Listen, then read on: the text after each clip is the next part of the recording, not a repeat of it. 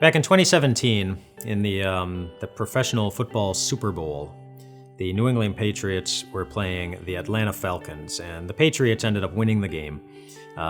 Massive comeback at the end of the game. It was big news. But right after the game, there was something really memorable, at least for me, and that was one of the commercials that came on. It was a commercial by Hyundai, a company that makes vehicles. And in the commercial, they showed a whole bunch of American soldiers who were stationed overseas.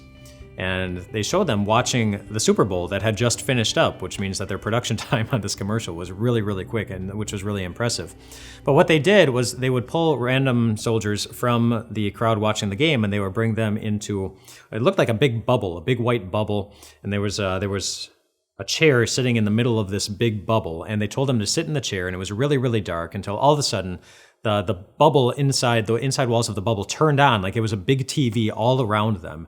And they were watching, what they were watching when they were in the bubble was the Super Bowl. It was like they were watching it live, which was impressive all enough by itself that they were able to do that and set up this bubble to make it seem like they were there at the Super Bowl in the seats watching the game.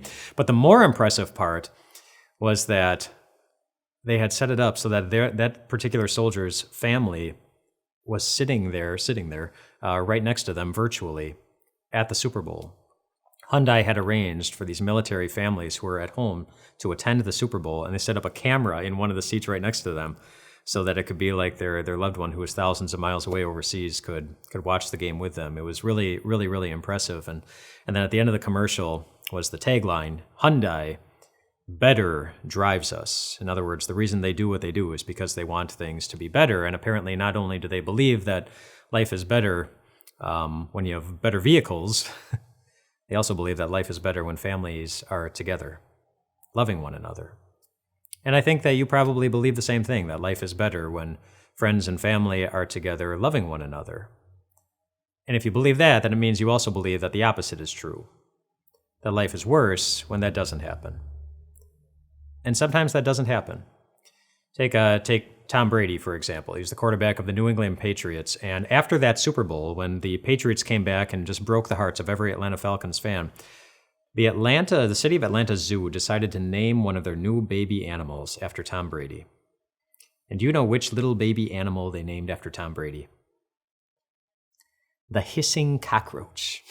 Their new baby hissing cockroach. They named Tom Brady, not the cute little panda bear or the pink flamingo or the little baby tiger, nothing like that. It was the hissing cockroach. Do you think the city of Atlanta loves Tom Brady? I don't think so. Of course, that was all in good fun. I don't think Tom Brady's feelings were hurt all that much, but sometimes it does hurt, and it hurts a lot when our relationships are filled with something other than love. I mean, sometimes what separates friends and families isn't thousands of miles apart on different continents. It's a big mistake that someone made that they can't take back. It's somebody's jealousy or resentment or selfishness. It's the kind of things that people do that make you wonder how exactly that person's heart became as cold and selfish as theirs obviously is. If I were to ask you to identify one person in this world that should be named after a hissing cockroach, I'm guessing that maybe most of us would be able to quickly identify somebody whose heart is being driven by something other than love. But this week we're going to let Jesus remind us of how important it is that love always drives us.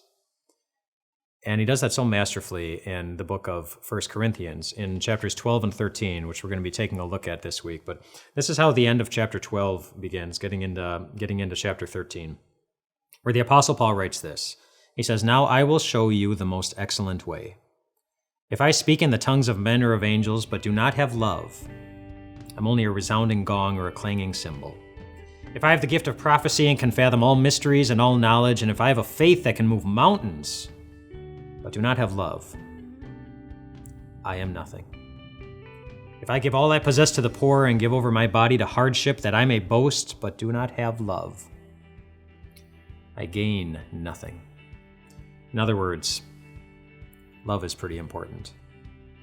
We'll take a look at what it's supposed to look like in our lives tomorrow.